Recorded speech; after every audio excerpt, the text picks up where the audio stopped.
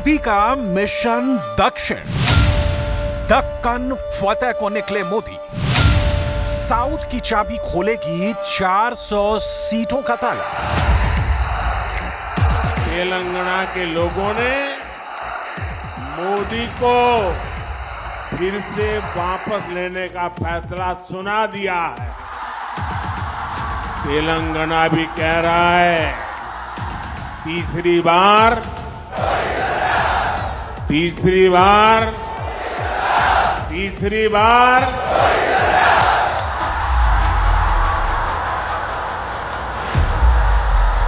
कभी वैन, कभी road show और हर जगह मोदी के चेहरे पर दिखता 400 सीटों वाला आत्मविश्वास।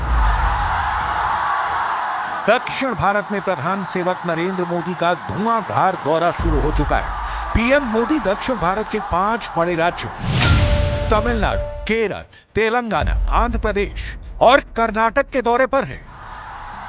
इन 5 राज्यों में 129 सीटें हैं और पीएम मोदी 120 घंटे में 129 सीटों को कवर कर लेंगे।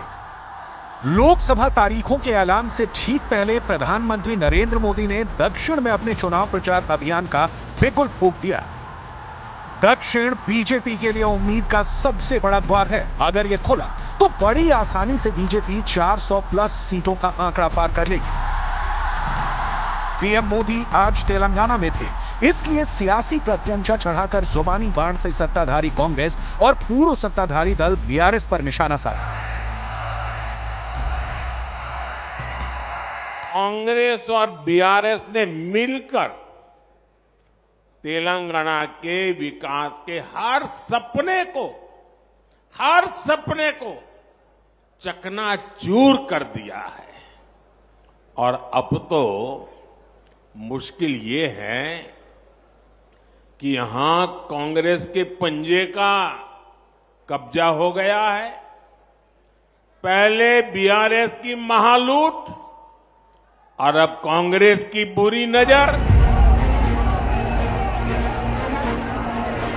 प्रधानमंत्री 15 मार्च से लेकर 19 मार्च तक दक्षिण के सियासी गढ़ में बीजेपी का कमल खिलाने के मिशन पर हैं। ये मिशन आसान नहीं है, क्योंकि कर्नाटक को छोड़कर बीजेपी को अभी तक सिर्फ तेलंगाना में थोड़ी सियासी ऑक्सीजन मिल पाई है। यही वजह है कि सिर्फ 10 दिनों में दूसरी बार पीएम मोदी तेलंगाना पहुंचे हैं।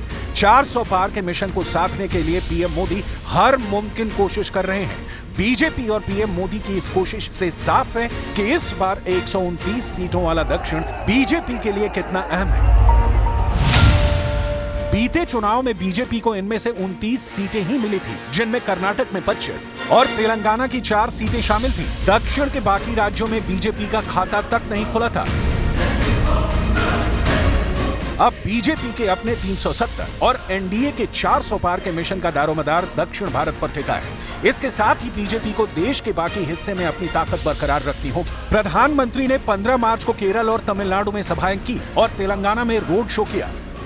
16 मार्च को पीएम ने तेलंगाना के नगर कुरनूल में रैली की और जनता के सामने अपने 10 सालों का लेखा जोखा दिया। लेकिन पिछले 10 वर्षों में पहली बार गरीब परिवारों के बैंक अकाउंट खुले। पहली बार करोड़ों गरीबों को पक्के मकान का सुख मिला।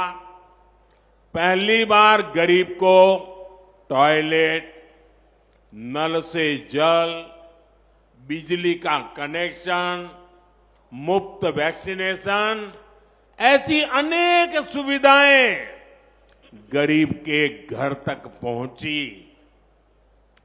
पहली बार लाखों गांवों ने रात में बिजली का उजाला देखा। 2024 में बीजेपी को अपना प्रदर्शन कितना बेहतर करना होगा साउथ में, इसे समझने के लिए 2019 के चुनावी नतीजे समझिए। पीएम ने केरल से अपनी मिशन साउथ की शुरुआत की, उसके बाद तमिलनाडु गए। तमिलनाडु में लोकसभा की 39 सीटें हैं। 2019 के चुनाव में बीजेपी को एक भी सीट नहीं मिली थी। वहीं वोट भी सिर्फ 4% मिले थे। केरल में 20 सीटें हैं, यहां भी बीजेपी का खाता नहीं खुला, लेकिन वोट 13% है। तेलंगाना में लोकसभा की 17 सीटें हैं। यहां बीजेपी के हिस्से में 4 सीटें आई और वोट भी 20% मिले थे। आंध्र प्रदेश में 25 लोकसभा सीटें हैं। 2019 में बीजेपी को एक भी सीट नहीं मिली और वोट भी सिर्फ 1% था। यानी साउथ के सभी राज्यों में सबसे खराब प्रदर्शन बीजेपी का आंध्र प्रदेश में रहा। लेकिन कर्नाटक में 28 लोकसभा सीटों में से 25 सीटें जीतकर 2019 में बीजेपी ने आंध्र, केरल और तमिलनाडु की कसर पूरी कर दी। लेकिन इस बार तो पीएम मोदी ने टारगेट ही 400 प्लस का रखा है और इसके लिए जीरो से काम नहीं चलेगा। सीटों के नंबर बढ़ाने होंगे और सीटों के नंबर तभी बढ़ेंगे जब वोट बढ़ेंगे। अब हम दक्षिण के 5 राज्यों में सभी पार्टियों की स्थिति सिलसिलेवार तरीके से दिखाते हैं।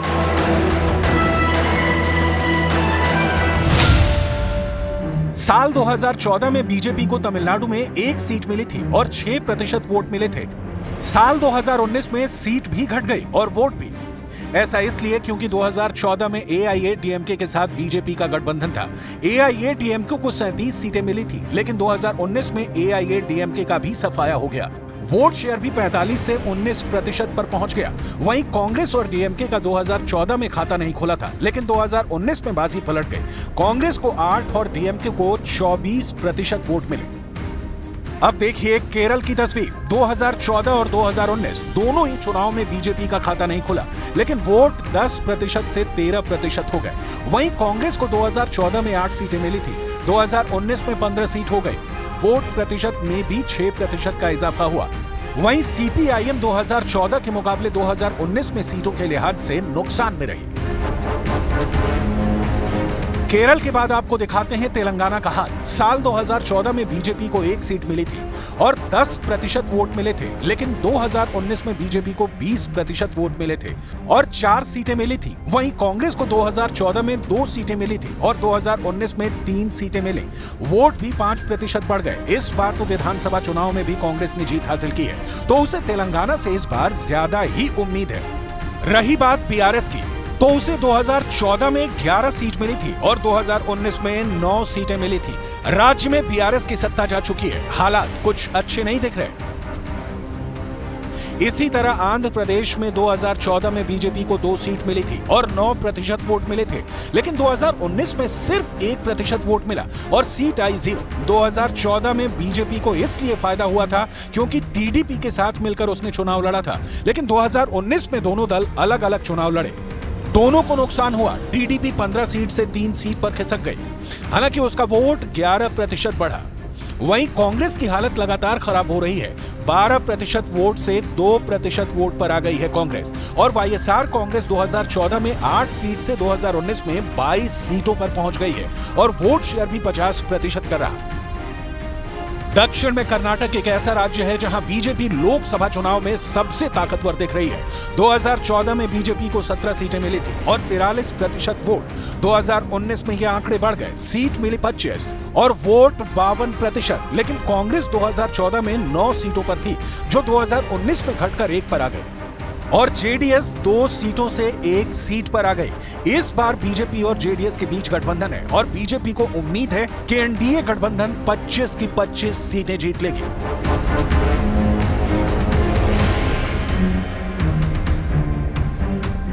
प्रधानमंत्री 17 मार्च को आंध्र प्रदेश में तेलुगु देशम बीजेपी जन सेना की संयुक्त रैली को संबोधित करेंगे।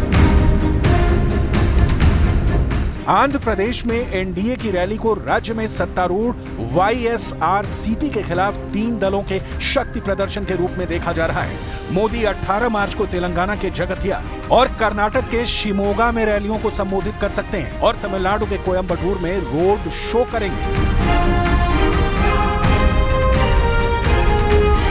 मोदी केरल के पलक्कड़ में भी एक रोड शो करेंगे और 19 मार्च को तमिलनाडु के सलेम में एक रैली को संबोधित करेंगे।